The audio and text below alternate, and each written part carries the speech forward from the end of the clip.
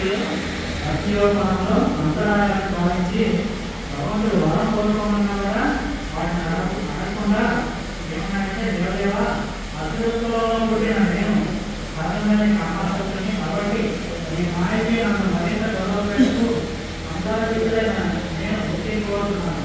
భక్తి ప్రతిఫలంగా ఏదైనా కోరేవాడు విశుద్ధ కాగలడు. సో భక్తికి ప్రతిఫలంగా ఎవరైనా కోరుకునేవాడు విశుద్ధ భక్తులు కాగలడు. అతని సేవ ప్రతిఫలాన్ని కోరే వంజుడే అవుతారు. వంజుడు అంటే వ్యాపారం అన్నమాట. సో సేవ ప్రతిఫలాన్ని కోరుకుంటాం మనం. ఎక్కడైనా మనం ఏదైనా సరే మనం ఏంటి మంచి ఉన్నత కుటుంబం కావాలి, మంచి దేహం కావాలి, మంచి సౌందర్యం కావాలి, మంచి ఐశ్వర్యం కావాలి, మంచి విద్యార్థులు కావాలి, మంచి భార్య కావాలి, భర్త కావాలి, ఇవి కోరుకుంటాం. కానీ బాధాలు ఏమనుకున్నాడు, నాకు ఎటువంటి కోరికలు వద్దు. సో భక్తి ప్రతిఫలంగా కోరుకుంటాం. కాంట్రాక్ట్ చేసేది కాంట్రాక్ట్ బిజినెస్. మనం బయటకి ఏం చేస్తాం, మనం మంచి విద్య కావాలి, నాకు మంచి ఐఏఎస్లో ఐఏఎస్లో కాంట్రాక్ట్ కావాలి, కొన్ని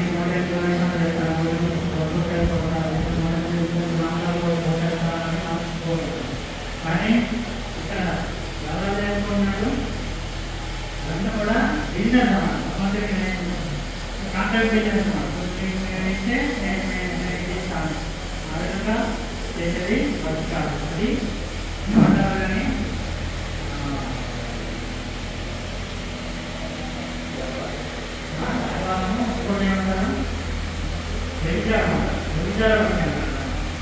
సో ఆ విధంగా భగవంతుడు అన్యాన్ని నీ వాడకాలు పడుతుంటే నా రోజుల్లో ఎట్టి కోరికలు అలనే వాడిని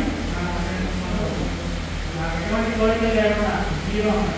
సో ఈ జీరో డిజైన్ వచ్చిన వరకు మనం ఇక్కడే గుర్తు, ఇక్కడే తెలుస్తూ, ఇక్కడే వస్తూ, ఇక్కడే కొంటూ ఉంటాం. సో ఈ జీరో డిజైన్ కావాలి. మనకి ఎటువంటి కోరికలు లేకపోతే భగవంతు నామం వెళ్ళిపోవాలనే ఒకే ఒక కోరిక ఉన్నప్పుడే మనం భగవద్నామం చేస్తాం. ఏ చిన్న కోరిక ఉన్నదే మనం ఇక్కడే కొంటూ వస్తున్నాం.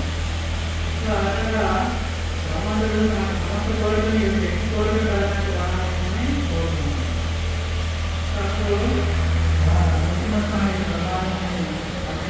సందర్శించి విశుద్ధ భక్తులు వివరాల్లో భక్తి సంపర్కం వాడు అయినా రైతుపై ఈ జగత్తులో హనుమంతకాలం సమస్త భోగాలను అనుభవించడం నేను ఆనందిస్తున్నాను. సో ఇక్కడ భగవంతుడే నేను స్వయంగా హనుమంతకాలం నేను భోగవాక్యాలు అనుభవించి రాజ్యాన్ని అనుభవించి తర్వాత నిరంతరం నా కళతో నా ఉపదేశాలను స్మరిస్తూ నా యంత్రంలోనే నష్టం కావాలని సుఖానుభూతి ద్వారా భారతదేశంలో నేను కష్టపడి పుణ్యవరం ద్వారా పాపాలను నష్టం చేసుకోవాలి. బలీయమైన కాలం ద్వారా నాకు దేహం నశించిన అంటే ఎవరైనా అర్థమైనా మరణాలు బలీయమైన కాలం ద్వారా నీ దేహం నశించినా కానీ నీ యశస్సు ఉల్లోకాల్లో కీర్తించబడుతుంది అని భావిస్తారు. సో చివరికి నువ్వు భావాన్ని ఉంటుందే భగవద్నామాన్ని చేసుకుంటావు. అంతేకాకుండా నీ దేశాన్ని నా దేశాన్ని స్మరిస్తూ నీ పాలించిన సంవత్సరాన్ని కీర్తించే వాళ్ళు కాలక్రమంలో ధర్మబలం నుండి బయటపడతారు. భావం జనానం పుణ్యకరణం అని చెప్తారు కదా. అందులో మనలో బయట చేస్తాను బయట చేస్తాను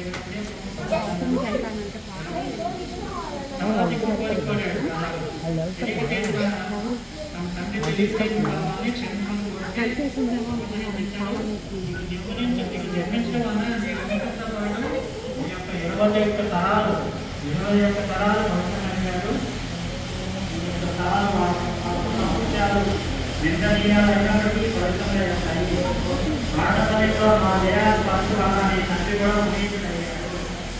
సో ఈ విధంగా భారత దేశమైన భారత దేశాన్ని జగన్నిందని వాళ్ళను దృష్టిన తేడాను వర్ణించిన నాలుగుని వాటిని పెద్దగా అనేవాడు.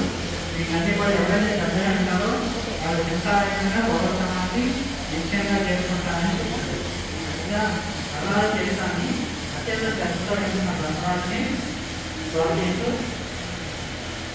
సో నాకు నేను చెప్తాను, కృష్ణుడే స్వయంగా మీ ఇంట్లో ఎంతపాటు ఉంటాడు కాబట్టి మీరు ఎంతో భాగ్యవంతులు. కాబట్టి మీరు అంతా